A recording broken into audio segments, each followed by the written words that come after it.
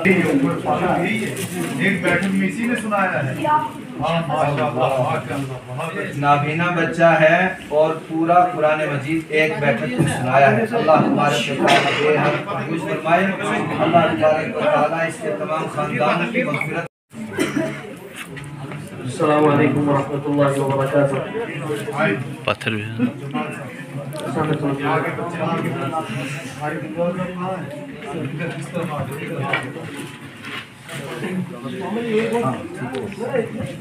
जामिया उस्मानिया की अलग ही शान है। आप लोग सुभान अल्लाह कहें।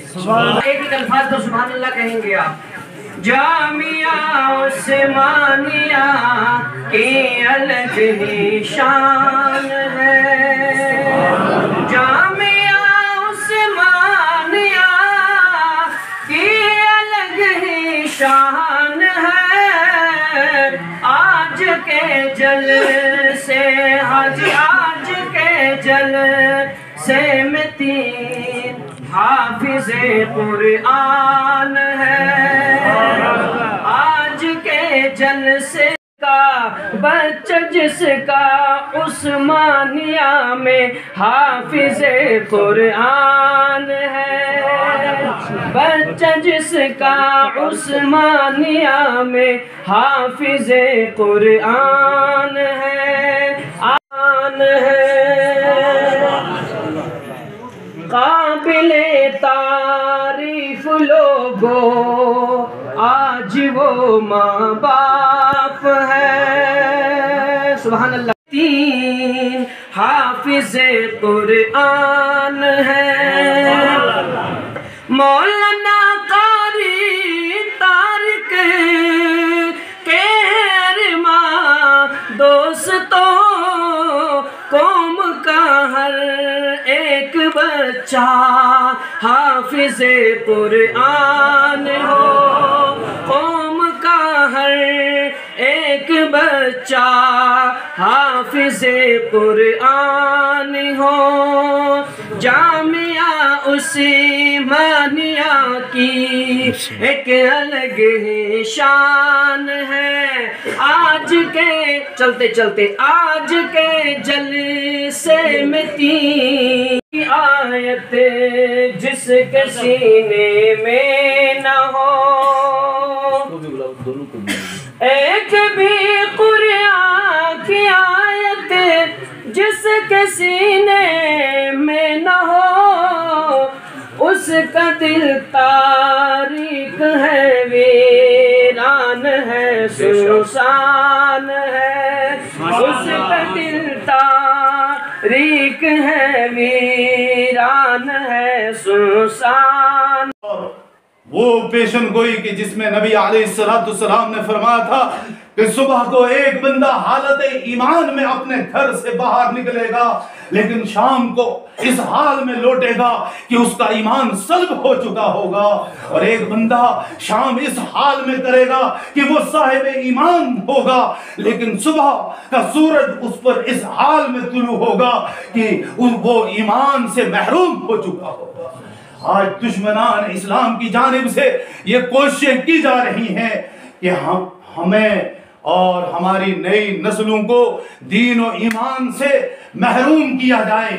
और इसके लिए दुश्मनान इस्लाम एड़ी चोटी का जोर लगा रहे हैं।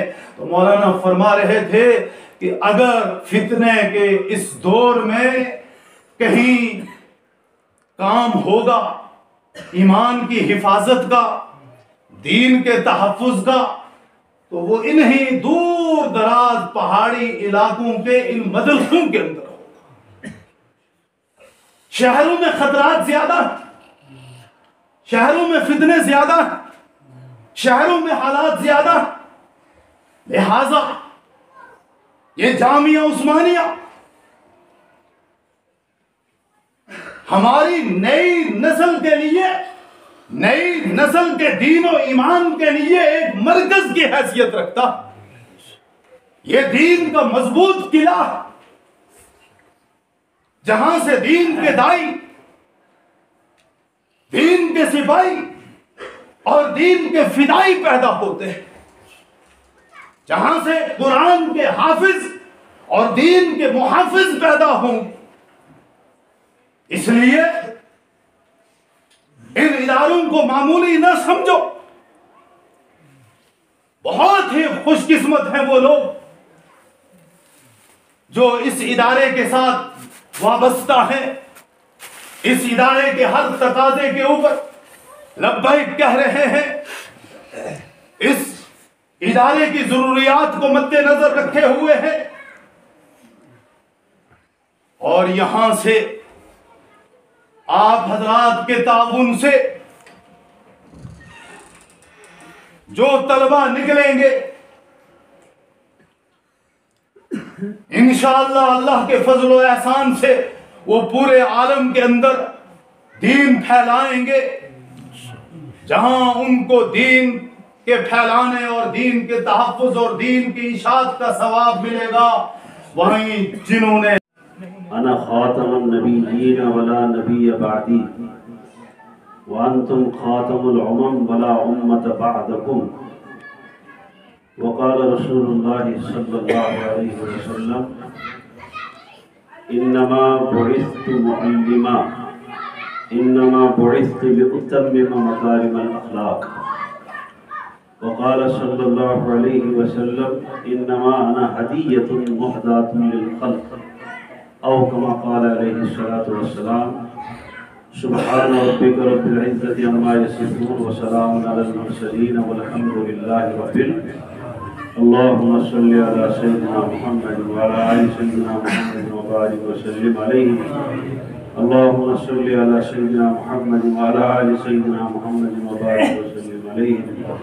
अल्लाहुम्मा सल्लि अला सय्यिदिना मुहम्मद व अला आलि सय्यिदिना मुहम्मद व बारिक व सल्लिम अलैहि रब्बि इश्रह ली सदरी व यस्सिर ली अमरी वहलुल उक़दतम मिन लिसानी यफ़क़हू क़ौली रब्बि ज़िदनी इल्मा रब्बि ज़िदना इल्मा व फ़हमा वअल्हिक़ना बिस्सालिहीन बिरहमतिका या अरहमर राहिमीन।